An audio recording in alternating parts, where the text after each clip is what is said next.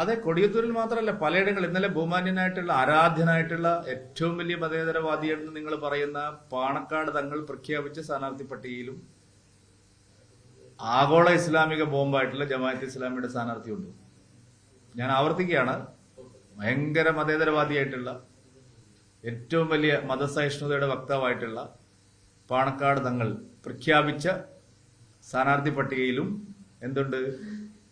മതബോംബായിട്ടുള്ള ഇപ്പൊ അടുത്ത ദിവസം ഉണ്ടായ ബോംബ്, ചെങ്കോട്ട സ്ഫോടനം ആസൂത്രണം ചെയ്ത പാർട്ടിയുടെ സ്ഥാനാർത്ഥിയുണ്ട്. ഇതാണ് കേരളത്തിലെ മതനിരപേക്ഷത എന്ന് പറയുന്നത്. മതേതരത്വം കേരളത്തിൽ ഇങ്ങനെയാണ്. കേരളം ഇതെന്താ പറയാ, ഇതാണ് കേരളം, ഇത് കേരളമാണ്.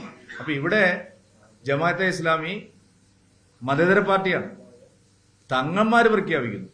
കുഞ്ഞാലിക്കുട്ടിയാണ് പ്രഖ്യാപിച്ചെങ്കിൽ കുഴപ്പമില്ല, തങ്ങൾ പ്രഖ്യാപിക്കുകയാണ്. തങ്ങൾ അറിയപ്പെടുന്നത് തന്നെ ഞാൻ ഏറ്റവും വലിയ മതേതരവാദി എന്നാണ്. എവിടെ മതേതരവാദിക്ക് എങ്ങനെ ജമാഅത്തെ ഇസ്ലാമി സ്ഥാനാർത്ഥിയെ പ്രഖ്യാപിക്കാൻ പറ്റും?